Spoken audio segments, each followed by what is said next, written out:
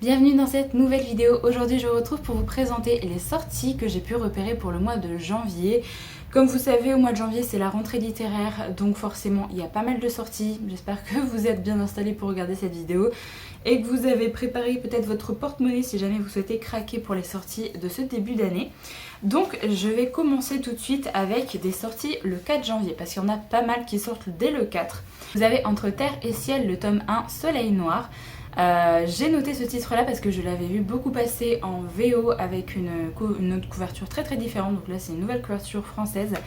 On nous dit un dieu reviendra quand la terre et le soleil s'uniront sous le soleil noir. En gros il me semble qu'on va suivre le solstice d'hiver qui est un jour de fête, mais cette année il coïncide avec une éclipse solaire.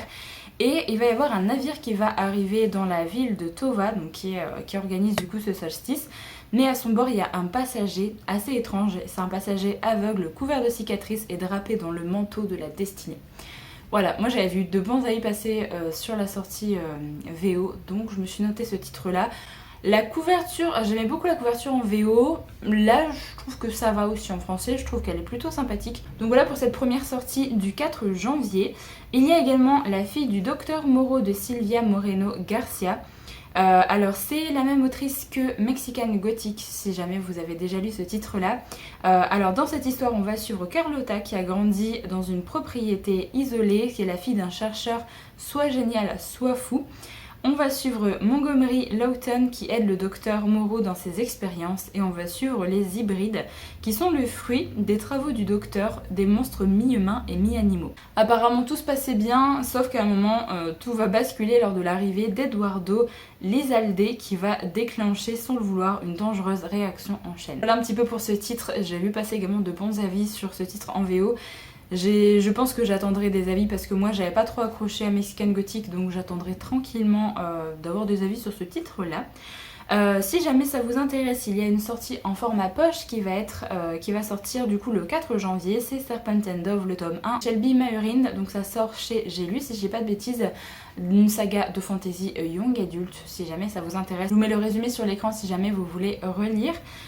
Ensuite on a un titre qui m'intéresse beaucoup, c'est Un pacte avec le roi elfe de Elise Kova. Je l'ai vu passer beaucoup trop de fois ce titre sur la chaîne anglophone que je suis. J'adore la couverture et je suis vraiment contente qu'ils aient gardé la couverture là pour la sortie VF. Là en gros on va suivre une histoire où il y a des elfes et des humains qui ont signé un traité pour être séparés et vivre en paix.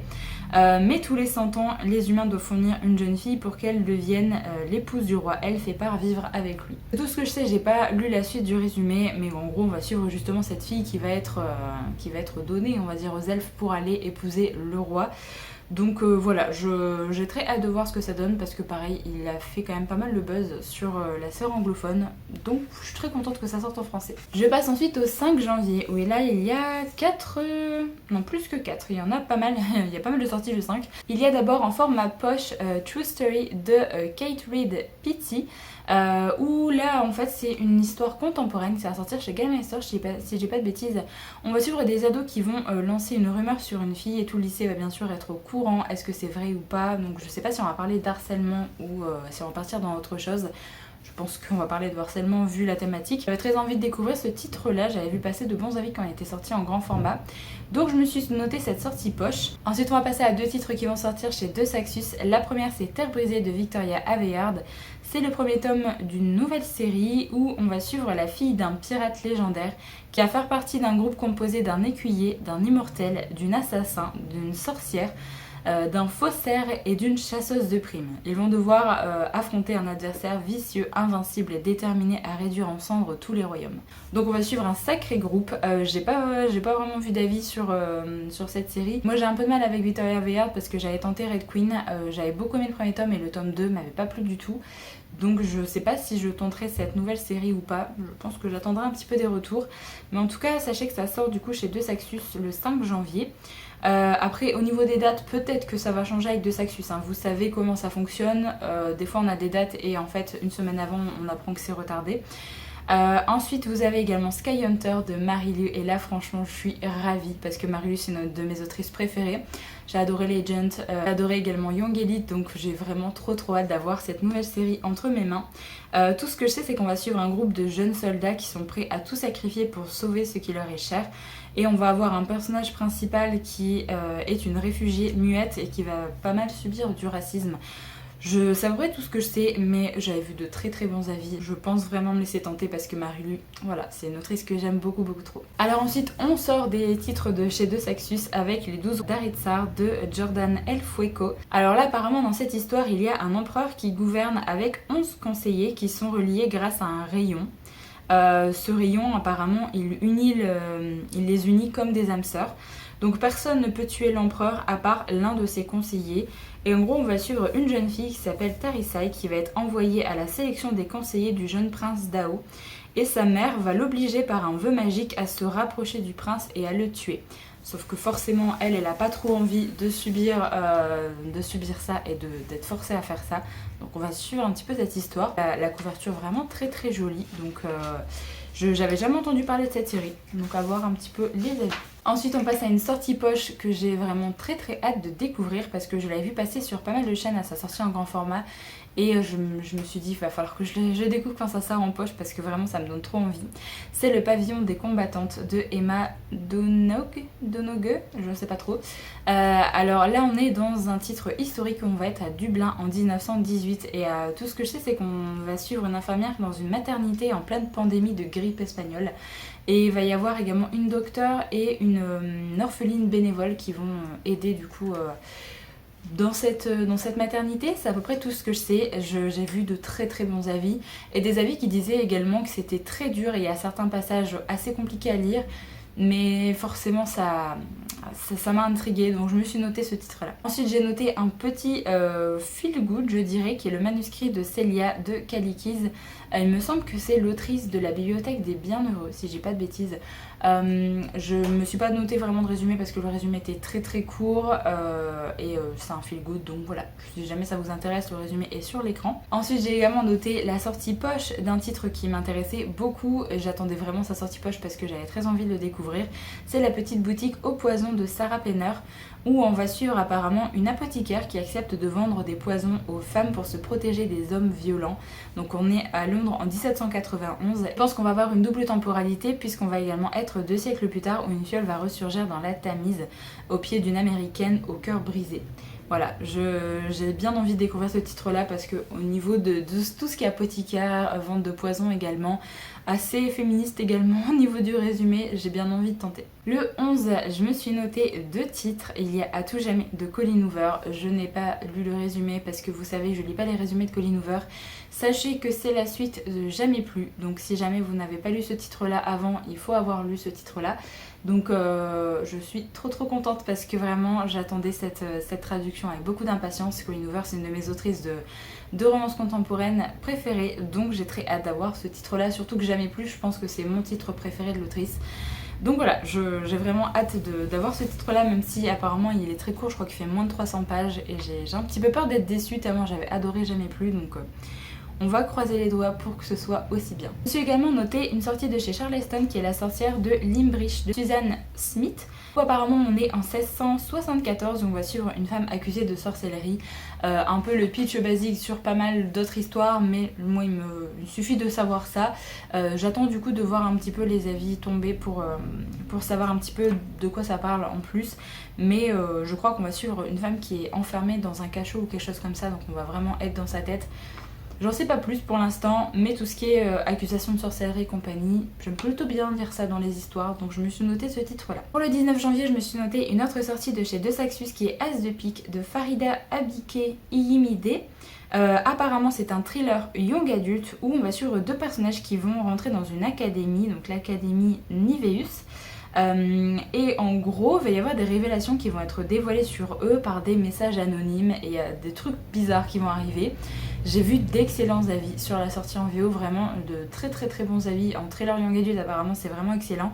Je sais pas si c'est une série ou si c'est un premier tome, par contre je vous avoue que j'ai pas vu l'info. Mais vraiment ce titre-là me tente beaucoup et je suis très contente qu'ils aient gardé la couverture que je préfère. Donc voilà, je me suis noté ce titre-là. On reste un petit peu dans un genre un petit peu thriller young adult puisqu'il va y avoir la sortie de De Lune et de Sang de Erin Beatty. Et apparemment c'est plus un thriller dans un monde un peu de fantasy ici. Erin Beatty c'est l'autrice de La couleur du mensonge, cette trilogie. Moi je l'ai pas lu mais j'en avais entendu vraiment de très très bons avis également. Là, la couverture est trop belle, j'espère qu'ils vont garder la couverture VO franchement. Et là de ce que je sais, c'est qu'on va suivre une orpheline qui a des pouvoirs particuliers, mais genre le résumé est assez bizarre.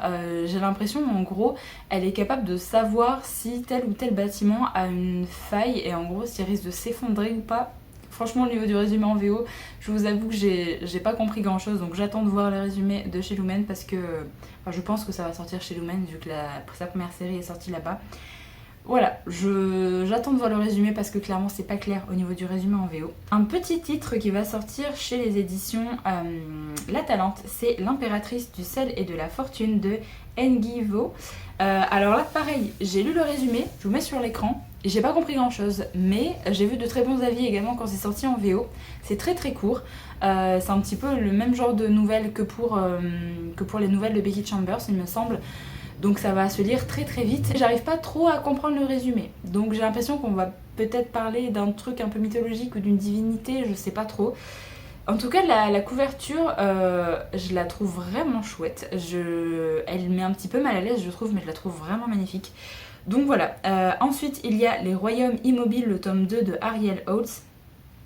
Qui est du coup une saga de fantasy où apparemment dans le premier tome c'est une compétition entre 7 jeunes femmes pour savoir qui aura le trône d'automne. C'est tout ce que je sais, j'ai pas lu ce premier tome et j'avais vu passer de bons avis. En tout cas les couvertures de cette série sont vraiment vraiment trop belles. Donc voilà, si jamais vous êtes à jour dans cette série, que vous attendiez la sortie du tome 2, et bien ça va sortir au mois de janvier. Je suis un peu foirée au niveau des dates, donc on retourne un petit peu dans le passé, on retourne au 12 janvier. Il y a une sortie que j'ai oublié de vous présenter, c'est 1000 battements de cœur de Kira Cass. Kira Cass, l'autrice de la sélection, bien sûr, c'est très nostalgique pour ma part parce que c'était il y a très longtemps que j'ai lu cette série. Moi ce titre là ne m'attire pas plus que ça, mais je me suis dit que j'allais vous présenter au cas où vous avez envie de découvrir un petit peu un nouveau titre de cette autrice. Là apparemment on va suivre une princesse qui va être contrainte à un mariage sans amour pour un gain politique, et on va suivre Lennox qui a consacré sa vie à l'armée, espérant un jour que son peuple récupère le trône qui lui a été volé. Et apparemment il y aura une petite romance entre les deux. Voilà, moi ça m'attire pas plus que ça, mais je vous l'ai présenté au cas où ça vous intéresse pour vous. Ensuite je passe au 18 janvier, il y a une sortie chez Alma Michel Imaginaire, c'est Morgane Pendragon de Jean-Laurent Del Socorro. Alors on est dans les années 601 sur l'île de Bretagne, et en gros de ce que j'ai compris j'ai l'impression que c'est une réécriture de la légende arthurienne, puisqu'en gros c'est pas Arthur qui va s'emparer de l'épée mais Morgane qui est la fille cachée d'Uther. Voilà, c'est à peu près tout ce que je sais. J'aime beaucoup le travail de la couverture, je la trouve vraiment très jolie. Peut-être qu'on va partir sur un titre un petit peu féministe comme Jean-Laurent de Socorro a l'habitude de faire. Moi j'ai uniquement lu Boudica de cet auteur et j'ai pas du tout accroché. Donc je sais pas, là ça me tente bien, mais j'ai peur qu'au niveau du style de l'auteur j'accroche pas non plus. Donc à voir. Ensuite, il n'y a plus beaucoup de titres à vous présenter, on arrive bientôt à la fin. Le 24 janvier, il y a le tome 3 de la saga Les Rêves de nos mères qui va sortir, c'est Les Heures Incertaines. C'est une saga familiale, historique, où dans le premier tome on est né dans les années 1912-1914, on va voir la première guerre qui va être amenée. C'est une saga assez historique, le premier tome était très court, le deuxième tome est très centré sur la guerre et il est assez gros. Donc là moi j'attends le tome 3 parce que je suis à jour dans cette série, j'attends avec impatience la sortie. Alors je pensais que c'était une trilogie et j'ai vu passer des informations comme quoi il y aurait 4 tomes. Donc je ne sais pas, j'attends de voir, donc si c'est 4 tomes, peut-être plus, je ne sais pas, mais je pensais que ça allait être une trilogie que j'allais pouvoir terminer assez rapidement en 2023, et en fin de compte, pas du tout, mais au moins si jamais je peux me tenir à jour, ce serait déjà pas mal. Si jamais ça vous intéresse, il y a le tome 2 de la saga Captive de Sarah Rivens qui va sortir le 25 janvier. Je vous mets le résumé du premier tome sur l'écran si jamais ça vous intéresse, sachez juste que c'est de la dark romance. J'ai pas encore découvert cette série, mais je pense que je tenterai l'année prochaine parce que j'ai vu tellement de bons avis que j'aimerais bien me faire mon propre avis dessus. Et enfin, le dernier titre de cette vidéo que j'ai à vous présenter, ça sort le 26 janvier, c'est Dynasty, le tome 5. Donc c'est la suite de cette série de Ilona Andrews. Donc le tome 5, c'est Un éclat flamboyant. C'est une saga de fantastique, beat-lit. Là on est au 5e tome et il me semble qu'il y a 6 ou 7 tomes grand maximum. Donc la série arrive bientôt à sa fin. Donc voilà, si jamais vous êtes à jour également dans cette série, sachez que le tome 5 sort le 26. Donc voilà un petit peu pour cette sélection des sorties qui vont sortir au mois de janvier. Comme d'habitude, je ne cite pas toutes les sorties, je cite également les sorties qui m'intéressent. Donc voilà un petit peu pour cette sélection des sorties du mois de janvier. J'espère que vous avez pu repérer certains titres. Certains titres vous ont peut-être tapé dans l'œil. J'ai pas rajouté la sortie du Brandon Sanderson, normalement ça doit sortir le 11. Mais on n'a pas encore de couverture et de résumé officiel de chez Le Livre de Poche. Donc j'attendrai tranquillement qu'ils sortent ça. Parce que là où je tourne la vidéo, c'est pas encore le cas. Mais sachez que normalement il y a un titre de Sanderson qui sort le 11. Le premier titre de son projet secret. Donc j'ai assez hâte que ça sorte également. Mais comme on n'a pas vraiment d'informations, je suis pas vraiment revenue dessus dans cette vidéo. Mais voilà, je suis très contente que ça doit sortir normalement au mois de janvier. Donc pas mal de sorties pour ce début d'année. J'espère que vous avez pu repérer des titres qui potentiellement vont vous plaire ou que vous attendiez, peut-être des suites de saga. Donc voilà, je vous remercie d'avoir regardé la vidéo jusqu'au bout. J'espère vraiment qu'elle vous a plu. Comme d'habitude, si jamais vous avez repéré d'autres sorties, n'hésitez pas à me dire ça dans les commentaires. Moi je vous retrouve très bientôt dans une prochaine vidéo. Donc en attendant, prenez soin de vous.